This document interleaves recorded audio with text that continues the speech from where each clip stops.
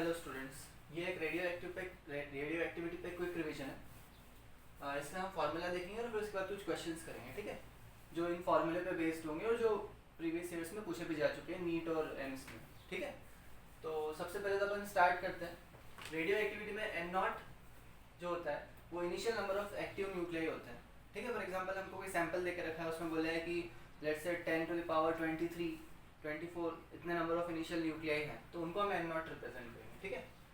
N R हम represent करते हैं number of active nuclei at an instant पर, ठीक है। ये दोनों चीज़ें इसलिए जरूरी है क्योंकि आगे फॉर्मूला है, ठीक है। तो ये ध्यान से देखना, किसी भी इंस्टेंट पर जो नंबर ऑफ न्यूक्लियाई बचेंगे, ध्यान रखना, मैं जो बोल रहा हूँ उस पर ध्यान देना।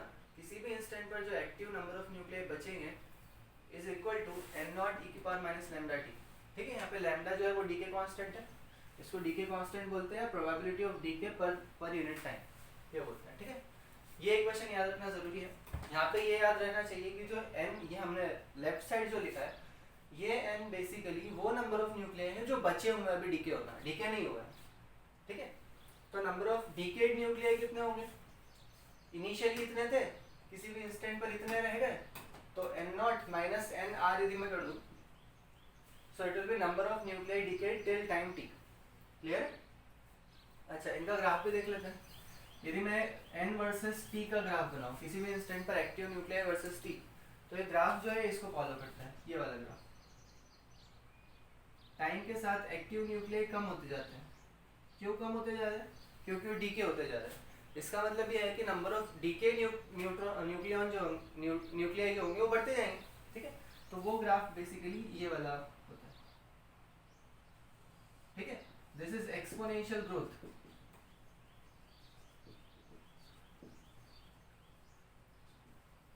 and this is exponential decay।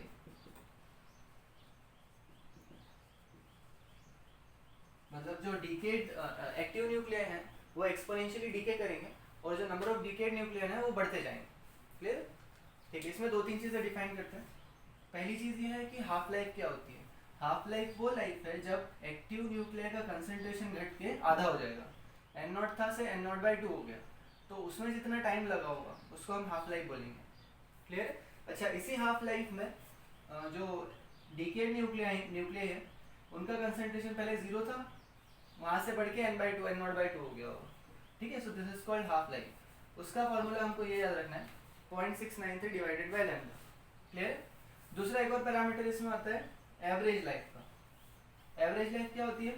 Average life वो लाइफ है जब जो न्यूक्लियाई अपना जो active number of nuclei initially थे एन नॉट, वो घट के 0.37 एन नॉट रह जाए, या फिर मैं ये बोलूँ कि उसका 63% पूरा डीके हो जाए, राइट। कितना बच जाए, कितने एक्टिव न्यूक्लियाई बच जाए? 0.37, मतलब 37% एक्टिव न्यूक्लियाई बचे रह जाए, बाकी सारे डीके हो जाए। उस टाइम को अपन बोलते हैं एवरेज या मीन टाइम, और उसकी जो वैल्यू होती है T A is equal to 1 by lambda. Clear? ये दोनों फॉर्मूले याद रखना चाहिए। अच्छा, एक और चीज, पहली हाफ लाइफ में concentration N not by two हो गया, ठीक है। दूसरी हाफ लाइफ में इसका आधा हो जाएगा, मतलब एन नॉट बाई फोर। तीसरी हाफ लाइफ में इसका एन नॉट बाई फोर का आधा हो जाएगा, मतलब एन नॉट बाई एट। तो ऐसी एन हाफ लाइफ यदि हम मान लें, तो एन हाफ लाइफ के बाद जो कंसंट्रेशन बचता है या फिर एक्टिव नंबर ऑफ न्यूक्लियाई बचते हैं, that is an not by to की पावर एन। यहाँ पर एन क्या है? जितनी हाफ लाइफ गुजर चुकी है, लेट से मैं बोल दूँ कि 2 हाफ लाइफ गुजर गई, तो ये एन की वैल्यू 2 हो जाएगी, तो एन नॉट बाई 4 हो जाएगा। 3 हाफ लाइफ गुजर गई तो एन की वैल्यू 3 हो जाएगी, तो एन नॉट बाई 2 की पावर 3 दैट इज 8 हो जाएगा। क्लियर? ओके, तो ये वाला ब्लॉक हमने पूरा फिनिश कर लिया।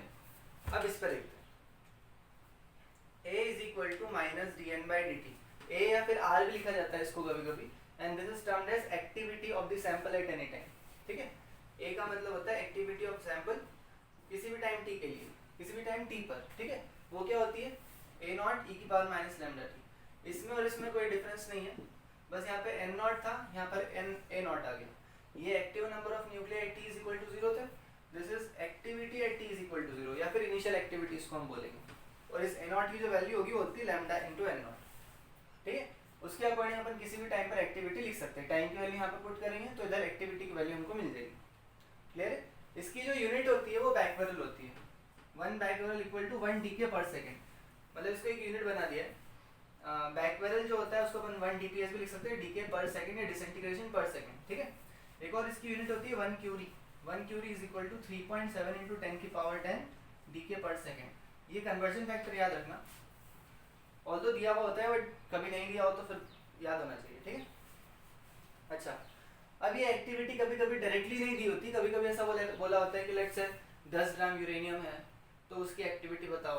तो उसके लिए एक रोड मैप याद रखना हमेशा कि लेट्स से कोई भी हमको सैंपल का मास दिया हुआ है, ग्राम में दिया हुआ है, केजी में दिया हुआ है, उसको ग्राम में हम कन्वर्ट कर लेंगे, ठीक है।